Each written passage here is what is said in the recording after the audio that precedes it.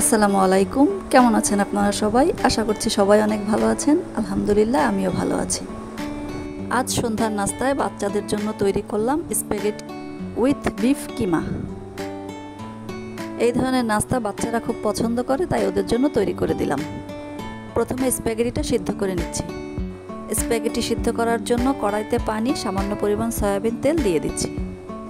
Soybean তেল দেওয়ার ফলে স্প্যাগেটিগুলো সিদ্ধ হওয়ার পরে একটার সাথে একটা লেগে যায় না। পানি ফুটে গেছে, স্প্যাগেটিগুলো দিয়ে দিচ্ছি। একটু নেড়েচেড়ে কিছুক্ষণের জন্য সিদ্ধ করে নেব। কিছুক্ষণ জাল করার পরে স্প্যাগেটিগুলো সিদ্ধ হয়ে গেছে, এবার নামিয়ে নেব।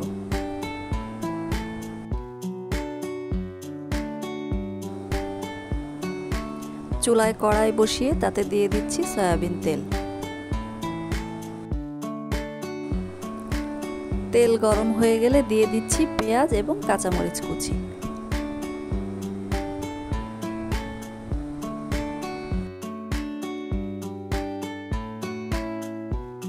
কিছুক্ষণ নাড়াচাড়া করে পেঁয়াজ কাঁচামরিচ একটু ভেজে নেব।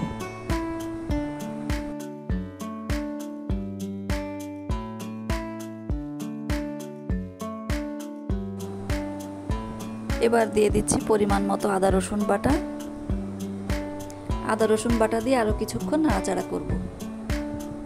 দিয়ে দিচ্ছি ম্যাগি স্বাদি ম্যাজিকের 2 প্যাকেট।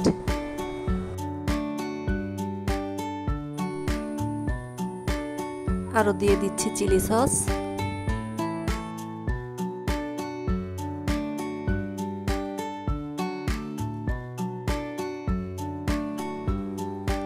সয়া সস,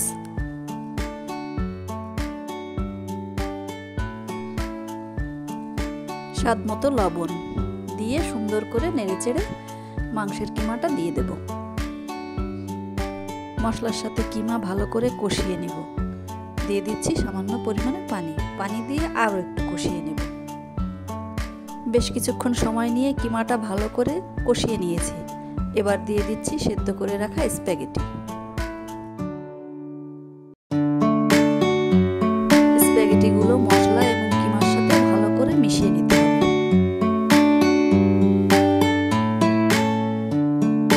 এই তো খুব অল্প সময় তৈরি হয়ে গেল মজাদার স্প্যাগেটি উইথ বিফ কিমা।